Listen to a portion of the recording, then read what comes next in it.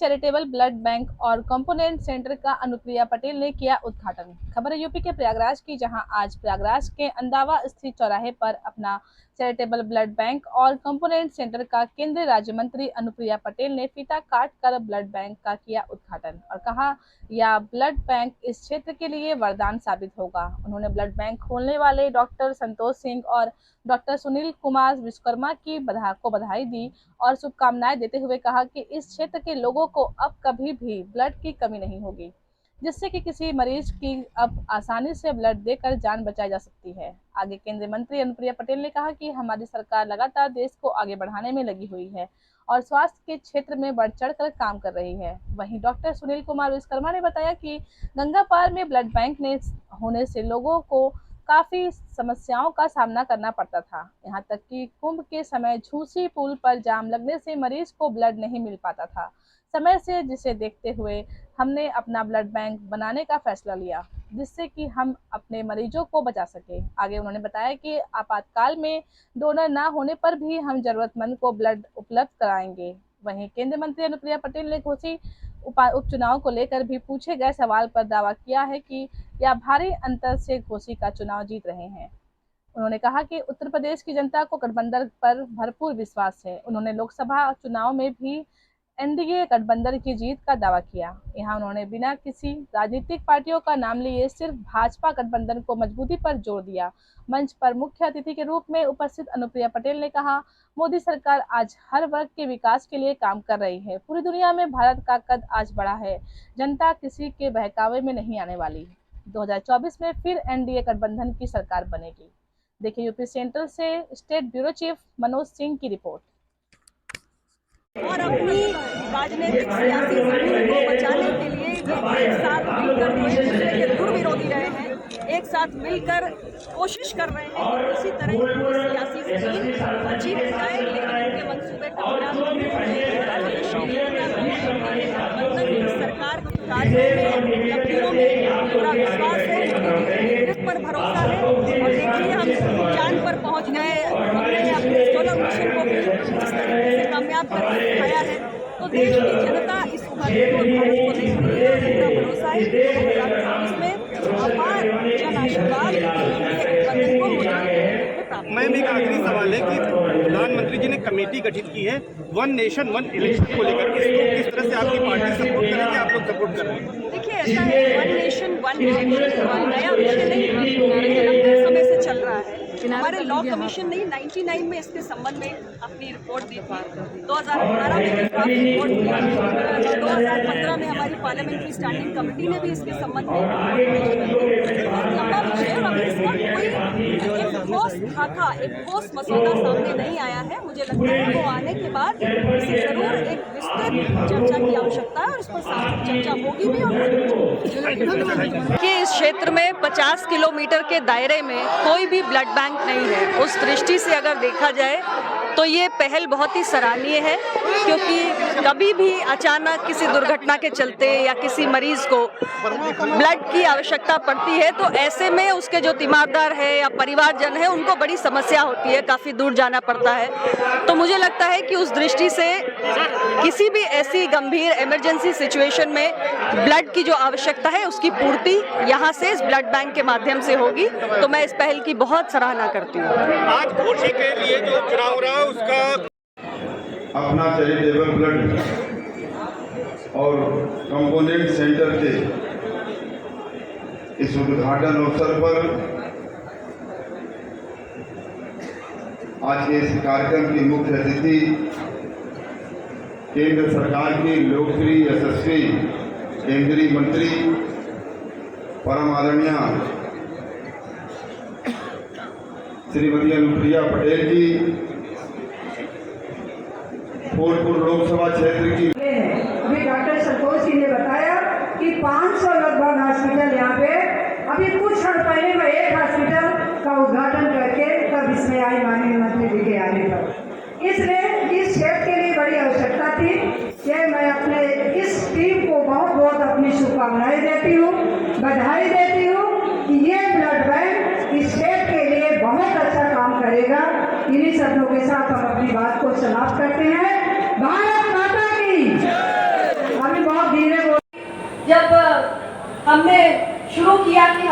Primary, secondary और tertiary care का पूरा एक पिरामिड के रूप में होलिस्टिक हेल्थ केयर का कॉन्सेप्ट लेकर आना है, तो हमने एक तरफ आयुष्मान भारत योजना के तहत पीएम जय का कार्यक्रम चलाया, तो हमने 50 करोड़ लोगों को 5 लाख का स्वास्थ्य बीमा देने का काम किया। आप सब जानते हैं जो गरीब जनता इससे लाभान्वित हुई, इसके तहत जितने भी एम्पैनल हॉस्पिटल्स हैं वो सारे गरीब जनता को 5 लाख तक का मुफ्त ट्रीटमेंट दे रहे हैं। और साथ ही साथ जो हमारे प्राइमरी केयर के सेंटर्स है, यानी जो हमारे सब सेंटर्स है, प्राइमरी हेल्थ केयर सेंटर्स है, उनको हमने वेलनेस सेंटर्स में तब्दील करने की भी शुरुआत की, जिसमें एक package of services 12 crucial services होती है, पैकेज ऑफ सर्विसेज हमने देने का काम किया। तो धीरे धीरे करके हम टेलीमेडिसिन की सुविधा भी अपने प्राइमरी हेल्थ सेंटर्स के स्तर तक लेके जा रहे हैं, यानी कि एक मरीज को जो किसी बहुत दूर दराज के इलाके में रहता हो, किसी बहुत रिमोट एरिया में रहता हो, अगर उसको चल के दूर तक आने का समय नहीं है, संसाधन नहीं है, लेकिन बीमारी है, डॉक्टर का परामर्श चाहिए, तो ऐसा भी है कि किसी पीएचसी में बैठकर जहाँ पे ऑलरेडी एक मेडिकल ऑफिसर इंचार्ज उपस्थित हो, उसके साथ आप किसी बेहतरीन अच्छे विशेषज्ञ डॉक्टर का जो उस समय वहाँ उपलब्ध ना हो, लेकिन मान लीजिए किसी बड़े अस्पताल में उपलब्ध हो, तो टेलीमेडिसिन के जरिए उनका परामर्श भी आपके बीमारी के संबंध में प्राप्त हो सकता है। तो इतनी सारी सुविधाओं पर सरकार ने काम किया है। हमने देश के अंदर all India institute of medical sciences की संख्या बढ़ा दी, यानी किसी समय में हमारे पास कुछ 6-7 हुआ करते थे, हमने बढ़ाकर उसको 22 all India institute of medical sciences बनाकर खड़े कर दिए। आप सब जानते हैं क्षेत्र में पिछले 5 साल से काम कर रहा हूँ। यहाँ पर हमारे कमला हॉस्पिटल नाम का संस्थान है। मैं पेशे से एक सर्जन हूँ, तो ऑपरेशन के दौरान बहुत बार मरीजों को बड़ी आपातस्थिति में खून की आवश्यकता होती है। कभी कभी इतनी आपातकाल स्थिति रहती है कि मरीज घंटे 2 घंटे 4 घंटे इंतजार नहीं कर सकता। हम लोग जो झूसी और गंगा पार क्षेत्र के सारे लोग हैं, ये सब ब्लड के लिए अभी भी इलाहाबाद शहर पर ही डिपेंडेंट है। शहर के अंदर 3-4 अच्छे ब्लड बैंक हैं जिन्होंने पूरा करीब 100 किलोमीटर का क्षेत्र संभाल रखा है। लेकिन ये जो झूसी का पुल है, ये कभी कभी जो है कहते हैं समस्या का कारण बन जाता है। जैसे माघ मेले के समय एक महीने के लिए, अभी कांवड़ का समय रहा 2 महीने के लिए पुल बड़ी विषम परिस्थिति में रहता है। और दूसरी बात है, जो ब्लड बैंक उनके ऊपर इतना बर्डन है कि मरीज सुबह जाता है, कई बार उसको 4-4, 5-5 घंटे 6-6 घंटे मिल जाते हैं ब्लड के लिए। इसके अलावा जितनी डिमांड है इस क्षेत्र की, उसके हिसाब से हमारे पास ब्लड बैंक अभी भी कम है। तो ये इन परिस्थितियों को देख करके, इन समस्याओं को देखते हुए मन में विचार आया था कि अगर इस क्षेत्र में एक ब्लड बैंक खुल जाता तो यहाँ के लोगों को बड़ी सुविधा हो जाती। दूसरी क्षेत्र से 50 किलोमीटर पूर्व की दिशा में, 50 किलोमीटर उत्तर की दिशा में कोई भी ब्लड बैंक नहीं है, और कम से कम 400 से 500 अस्पताल खुले हुए हैं। तो उनकी डिमांड को पूरा करने के लिए इस क्षेत्र में ये जो ब्लड बैंक खोला गया वरदान साबित है। अच्छा, आप ये बताएं कि प्रायः ब्लड बैंक जो कार्यशैली है वो यही है कि डोनर डोनेट करते हैं, तब हम उनको जो है कहते हैं ब्लड दे पाते हैं, क्योंकि इससे हमारा ब्लड पूल मेंटेन रहता है। नहीं तो अगर हम सिर्फ देते रहेंगे तो संभव नहीं उसको मेंटेन कर पाएंगे। लेकिन कोई आपात स्थिति आ जाती है, ऐसी स्थिति आती है कि हमारे साथ कोई भी देने वाला नहीं है डोनर, ऐसी स्थिति में ब्लड बैंक जो है क्या बोलते हैं कि उनको डोनर फ्री ब्लड अवेलेबल कराता है। उम्मीद करते हैं कि वो उसके बदले में कुछ डोनेशन आज नहीं, हफ्ते भर बाद, 15 दिन बाद करा दें, ताकि हमारा पूल मेंटेन रहे। फिर भी अगर कोई ऐसी परिस्थिति आती, कोई आकस्मिक दुर्घटना हो जाती है, कोई लावारिस है, उस स्थिति में हम लोग पूर्णतया डोनर फ्री ब्लड प्रोवाइड करते हैं। तो बहुत सारे जागरूक लोग हैं जो समय समय पर रक्तदान करते हैं। हम लोग इस तरह के कार्यक्रम को बढ़ावा देते हैं। हमने अभी एक शिविर 10 तारीख को प्लान कर रखा है कुराव क्षेत्र में, जहाँ पर बहुत सारे इच्छुक है जो कह रहे हैं कि हम ब्लड डोनेट करना चाहते हैं। तो इस तरह के डोनेशन कैंप्स होते हैं जिसमें वॉलंटरी डोनर, स्वैच्छिक रक्तदाता अपना ब्लड देते हैं। हम सभी प्रत्येक 3 महीने के बाद अपना ब्लड डोनेशन कर सकते हैं। एक ब्लड डोनेशन से हम लोग 3 चीज़ें बनाते हैं। एक पैक सेल, PRBC कहते हैं, दूसरा प्लेटलेट और तीसरा प्लाज्मा, FFP कहते हैं। इन तीनों से 3 तरह के मरीजों की का इलाज किया जा सकता है, उनकी जान बचाई जा सकती है। परिचय आपका? मैं doctor Sunil Kumar Vishwakarma, assistant professor MLN medical college, surgery department. कम दामों पर मिल रही है। एक उदाहरण है, यहाँ महिलाएं, बच्चियां बैठी हुई हैं। सैनिटरी पैड हमने 1 रुपए में बच्चियों को देना शुरू किया। जो हमारे गाँव में गरीब परिवारों में बच्चियों के पास सैनिटरी पैड खरीदने के पैसे परिवार के पास नहीं होते थे, तो कपड़ा यूज किया, बहुत सारे इन्फेक्शन हो गए। उसके बारे में भी हमने चिंता की कि नहीं, हमारी जो किशोरियां हैं, जो टीनेजर बच्चियां हैं, उनको हम 1 रुपए में सैनिटरी पैड उपलब्ध कराएं, उसकी भी चिंता हमारी सरकार ने की।